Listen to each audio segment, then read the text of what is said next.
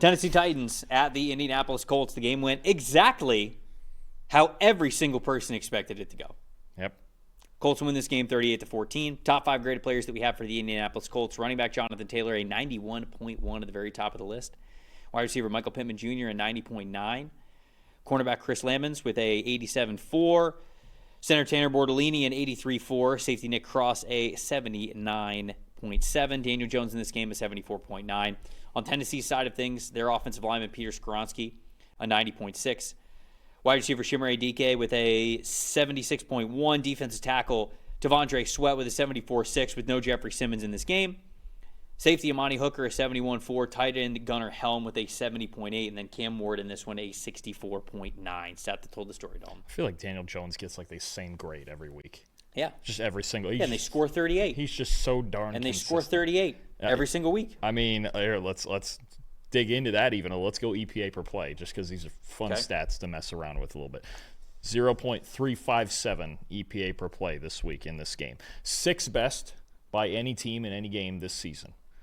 They've also got the best game, according to EPA per player, say the most efficient game. Last week against the Chargers was number 1. Mm-hmm. Week 5 against the Raiders was number 14. And week 3 against the same Tennessee team was number 19. They have 4 of the 20 most efficient offensive games by any team in the league this year. We're only through week 8. No other team is in the top 20 more than twice.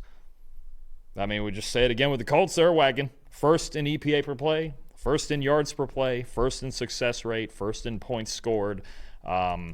It's going to take, with Daniel Jones playing like this and Jonathan Taylor playing like this, it's just going to take a lot to beat this team on any given week. And it's pretty clear at this point you're going to have to outscore them or you're going to have to find a way to disrupt Jones's rhythm because, Tennessee, unfortunately for them, twice they've shown that they've just stood no chance against them. And I think that's the more jarring part about this is, you know me, ever since they signed him, I was the Daniel Jones optimist with this.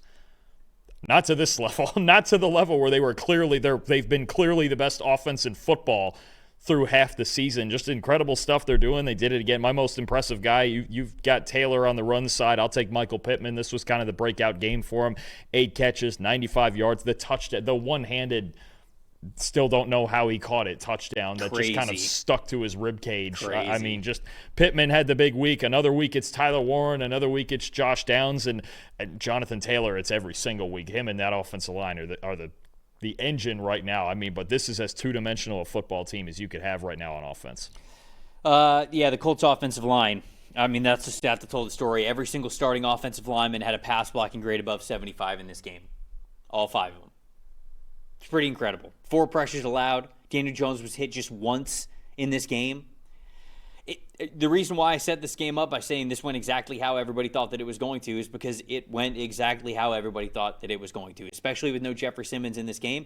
Daniel Jones was not rattled really at all whatsoever. They were not able to defend the run the way that they needed to, and the Colts are an absolute bulldozer right now. Coach of the year, Shane Steichen and Mike Vrabel. Can I throw an asterisk on this? I still believe if somehow the Niners make the playoffs, it should be Kyle Shanahan. If they don't... Ooh, where is Shanahan? He's third. So that's the top three. But it's Shane Steichen, Mike Vrabel, Kyle Shanahan with odds. I would if they make the playoffs, I would give it to him no matter what. DraftKings last had...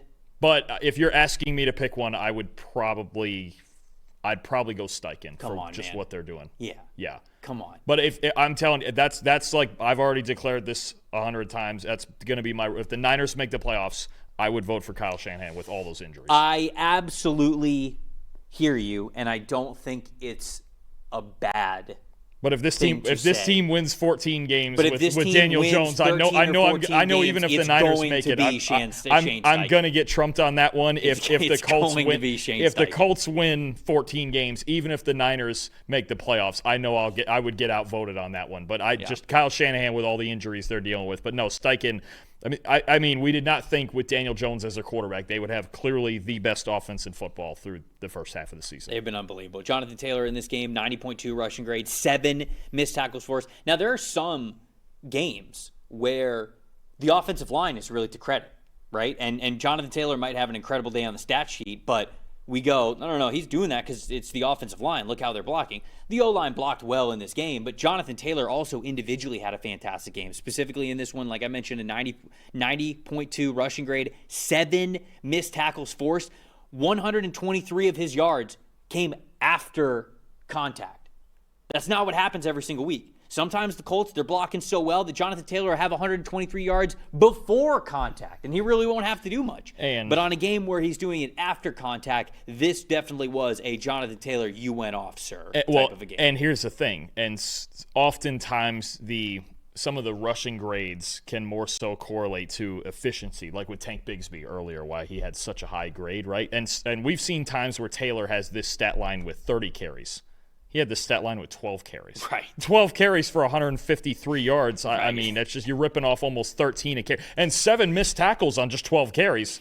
That's unreal stuff. That's fantastic. So it is that. The fact that with just 12 carries that he could do all of that is just really speaks to both his talent and the offensive line and just what this offense is doing. I don't really know what to say about the Titans, really. It's just they're just not beating the Colts. They would never win this game. No. They would never win this game, unfortunately. And we'll talk about the Titans, obviously, I think when we really start to talk about teams with a draft focus a little bit more.